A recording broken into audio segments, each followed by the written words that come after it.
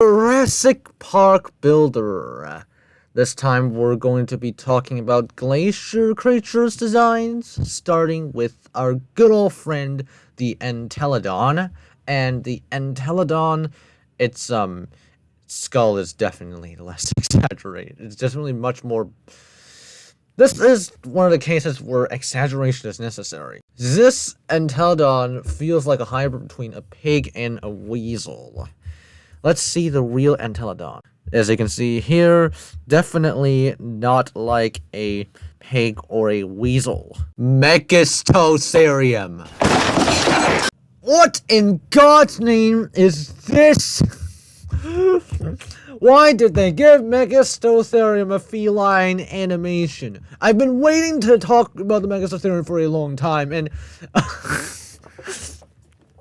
What have they done to this poor thing? It's got the second lowest ferocity, and they decide to torture it even more by giving it an animation that is 900 trillion% not compatible with how the Megatherium actually is, what the Megatherium actually looks like. Wasn't Megatherium much more like a hyenodon than a tiger, like shown in that Jurassic Park Builder game? Its entire freaking body structure is more like a hyenodon. And what was that feline animation? Why did they pluck in a feline animation on Megatherium? It's just beyond me. Megatherium is actually fine. The only problem it has is detail issues. But other than that, it's fine. Just can't believe on that Megatherium, quote unquote. Still can't believe they made the woolly mammoth bronze, bro. But woolly mammoth, again, same issue as Megatherium, just detail issues. There's nothing else to it. Uintatherium is one of those cases where these models just did not withstand the test of time. As you can see here, these 6 ossicones are definitely an outdated design. Obviously, Uintatherium does look a bit weird, but come on. Well, this is definitely more up to date, so we can't really blame Jurassic Park Builder for that. That is just an outdated Uintatherium. Gastornis just feels sad looking. Gastornis should have a beak that's designed to clamp on nuts. This Gastornis though, it just looks really sad.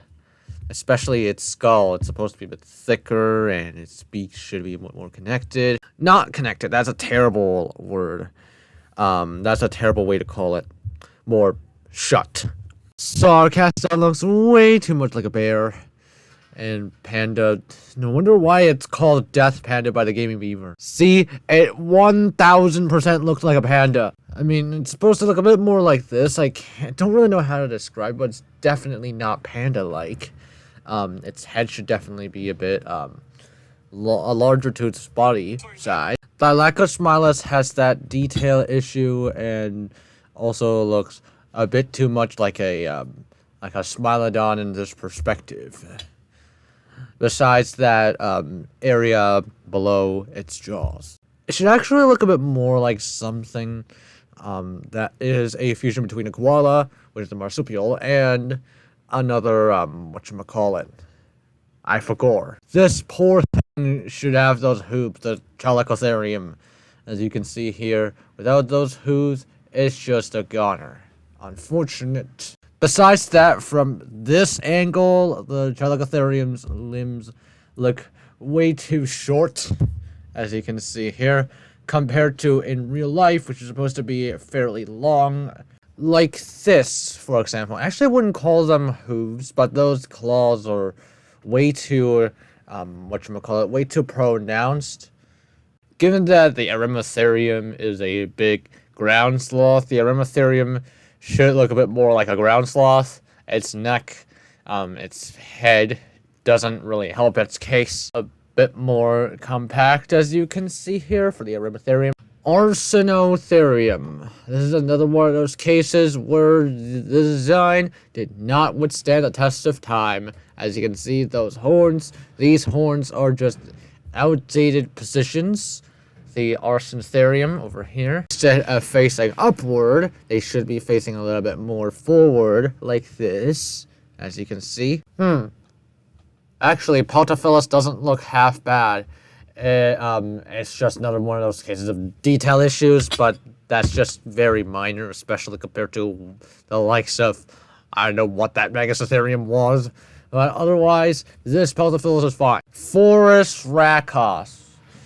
Of course, we're going to be covering both the Smilodon and Gigantopithecus before we go back to forgotten creatures like the Kalenkin and the Megalenia. The Forest Rakos over here, it's got those detail issues, but Forest Rakos is, in the end, not bad. I do not know why Smilodon looks happy ASF as if it's domesticated. Anyways, this Smilodon over here, its limbs should be much more robust, obviously. Its face is definitely odd, but I can't really complain about it that much. Smilodon's build is still done okay. And the Gigantopithecus looks much more like a gorilla, and its limbs are definitely not as robust as the Gigantopithecus in real life. It looks like this Gigantopithecus, aka, I don't know what it is, it's a Bigfoot. This Gigantopithecus is malnourished, sort of, or it's super strong and also malnourished at the same time.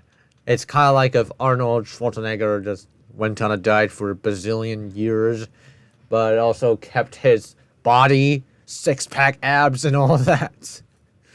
Man. Moving on to the Kalenkin, its neck is not robust enough, as you can see here. This Kalenkin is also malnourished ASF. Megalenia's neck should, Megalenia's neck position should be a bit more up.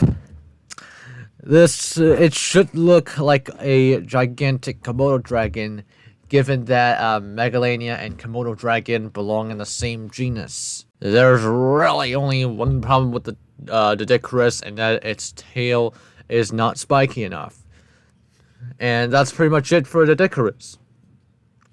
Besides those detail issues that I can say with literally every other creature to ever exist. Anyway, thank you guys for watching. Hope you enjoyed it. I'll see you all in part 2 of those Glacier creatures.